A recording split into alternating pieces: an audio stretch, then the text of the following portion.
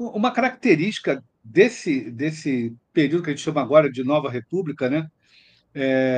Que até o Sarney, né, podemos dizer, o livro do Paulo Fagundes, né, fala, né, que é a transição, né, dos governos militares para os governos civis, e o Sarney nada melhor que ele espelha isso, e ele é um presidente que mais ou menos seguiu aquilo que o Itamaraty, ou seja, o Itamaraty tem um contínuo, e a partir dali entra o presidente Collor, né? E aí vem Itamar, vem a sequência toda, e, e o próprio embaixador Sérgio Danese escreveu aquele livro, né? Diplomacia Presidencial, que é interessantíssimo, né?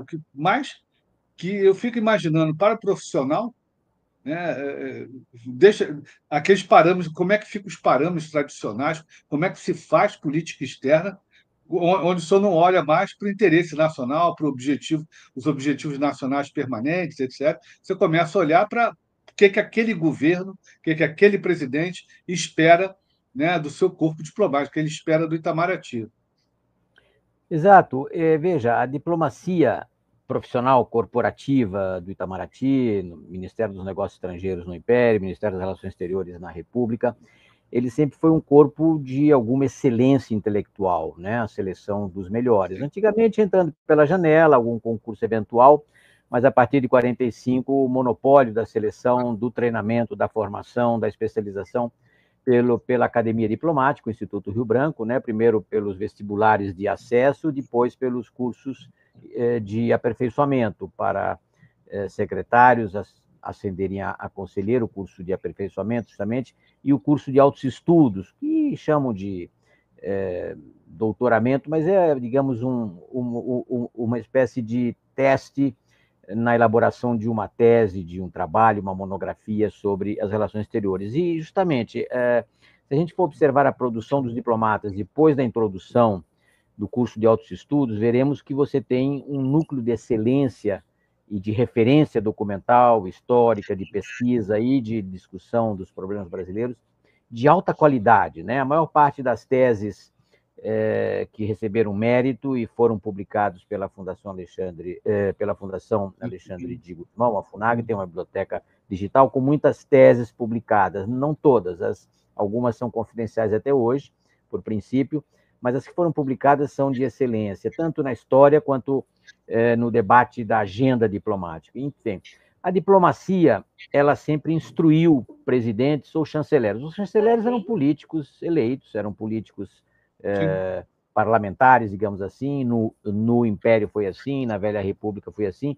Excepcionalmente, alguns eram diplomatas ou alguns parlamentares tiveram uma carreira diplomática em missões eventuais, Visconde do Rio Branco, por exemplo, Honório Hermeto Carneiro Leão. O Visconde do Rio Branco, né, foi o grande formulador da política brasileira no Prata. O seu filho, inclusive, herdou essa tradição, porque acompanhou o pai nas missões lá do Prata, anteriormente à Guerra do Paraguai, e se tornou, digamos, o primeiro, não o primeiro totalmente chanceler da diplomacia, mas o homem que consagrou princípios, valores, métodos e a própria organização da nossa chancelaria mais de 100 anos atrás, não é?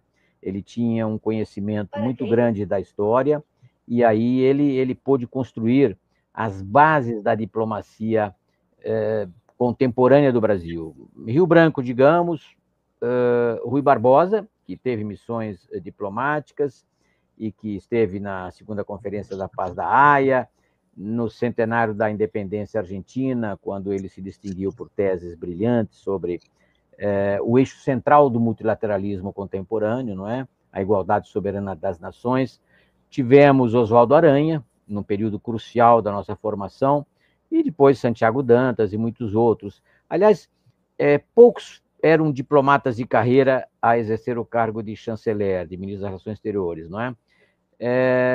E no período militar foi o período em que mais diplomatas puderam ascender a essa chefia, porque as duas corporações se conhecem e se respeitam, são duas tecnocracias de alta qualidade, focadas nos interesses permanentes do Estado e dissociadas, digamos, do lado corriqueiro, por vezes mesquinho, da política partidária, não é? Aí, justamente na era Vargas, na época do Oswaldo Aranha, que foi um grande chanceler, sucessor de, do Barão do Rio Branco, do qual ele aprendeu muito, e seguidor do Rui Barbosa, não é? Ele era um jovem estudante de direito no Rio de Janeiro, quando o Rui Barbosa voltou triunfalmente da Argentina em 1916, e relembrou o Rui Barbosa na Segunda Guerra Mundial e conduziu o Brasil para boas alianças na Segunda Guerra Mundial. Land-Lease Agreement, aliança com os Estados Unidos, envio de tropas à FEB. Infelizmente, foi empurrado para a demissão por Getúlio Vargas, não é? E Getúlio Vargas é o homem que inaugura, digamos, a diplomacia presidencial. Não tínhamos tido diplomacia presidencial até o Epitácio Pessoa, que foi o homem que esteve em Paris em 1919 negociando a Conferência da Paz, os interesses do Brasil na área do café, dos barcos arrestados do Império Alemão, etc. Mas o Getúlio Vargas, ele conduziu a diplomacia, sobretudo no Estado Novo. Ainda assim, ele respeitou grandes princípios doutrinários, a diplomacia na sua base jurídica, né, que tinham sido implementados pelo Barão de Rio Branco, pelo Rui Barbosa, pelo próprio Oswaldo Aranha. Ele respeitou, mas, de certa forma, ele deformou um pouco. A diplomacia presidencial não é algo da minha preferência pessoal, porque quando você tem um bom presidente, um conhecedor, como era o próprio Getúlio Vargas, como foi o JK, como foi o Geisel, como foi o Fernando Henrique Cardoso, você tem uma boa diplomacia porque você tem uma interação constante com o Itamaraty. Mas o Vargas, por exemplo, ele se comunicava diretamente à margem do Itamaraty com os embaixadores que ele designava e tinha correspondência particular que não passava pelo Itamaraty. Então, ele escapou um pouco de um certo controle burocrático do Itamaraty, que tem os fundamentos históricos, doutrinários, e tomou decisões que, por alguns momentos, causaram dificuldades para a nossa diplomacia. Inclusive, a própria demissão do Oswaldo Aranha, em agosto de 1944. O Oswaldo Aranha tinha sido convidado pelo próprio Franklin Roosevelt, presidente, com quem ele esteve 7 ou 8 vezes quando ele foi ministro, quando ele foi embaixador em Washington, de 34 a 37, né? Ele se demitiu no golpe do Estado Novo, esteve muitas vezes com o Roosevelt, desenvolveu boas relações, e ele tinha sido convidado pelo Franklin Roosevelt para ir aos Estados Unidos, a Washington, conversar com ele, conversar com o secretário Cordell sobre o planejamento do pós-guerra. O Vargas vetou essa ida e depois ele acabou saindo em agosto. O Brasil poderia ter participado daquelas negociações de Dumbarton Oaks ou ter tido uma preeminência maior na montagem da ordem política e econômica do pós-guerra. Infelizmente não teve, tinha pouca capacidade militar, não é? Os ingleses não gostavam da gente, não tínhamos relações com a União Soviética, então ficamos à margem.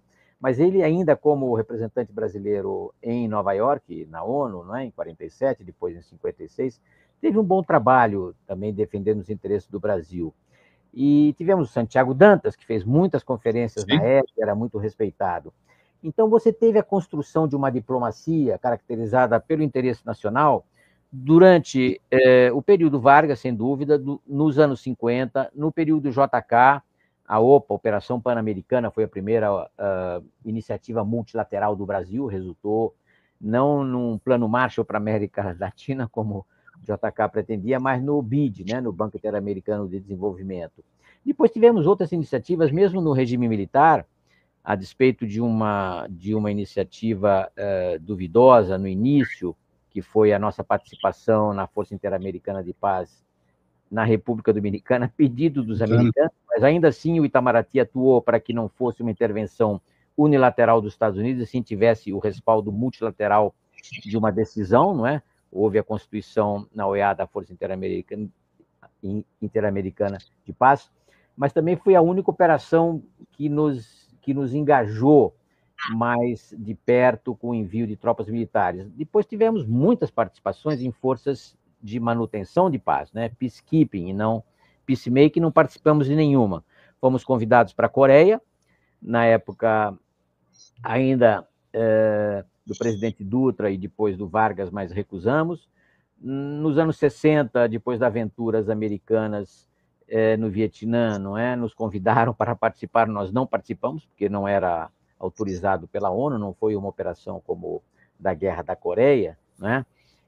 Mas participamos, então, durante todo esse período, nos anos 50, 60 e durante o período militar, com algumas diferenças de opinião entre o Itamaraty e a cúpula militar, foi construída uma Sim. diplomacia com princípios, com valores, com instituições. Mas mesmo no Estado Novo, por exemplo, que tínhamos uma certa simpatia fascista, não é? Durante algum tempo, muitos militares, inclusive, e civis, o Santiago Dantas, em 1930, queria constituir o Estatuto do Partido Integralista Brasileiro, do Partido Fascista Brasileiro, não é? Muitos tinham aquele pendor nacionalista do integralismo e atração pelo fascismo, né, pelo autoritarismo, mas depois nos alinhamos com as forças democráticas.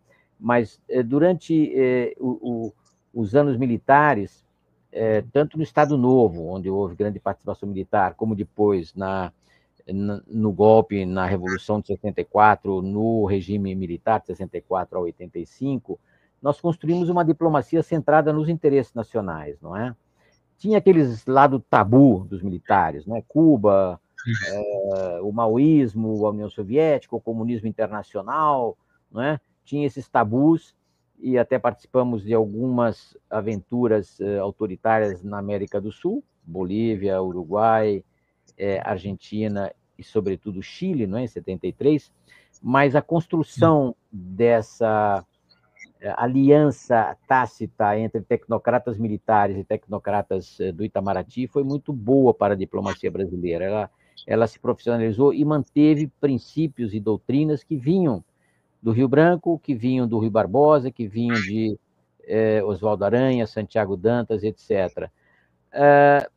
Isso durou, digamos, até uma pequena fase da chamada Nova República, não é? Sarney, Collor, Itamar, uma breve interinidade, digamos, e depois Fernando Henrique Cardoso, sobretudo. Foi o auge da diplomacia profissional, de interação entre o Itamaraty e o Palácio do Planalto.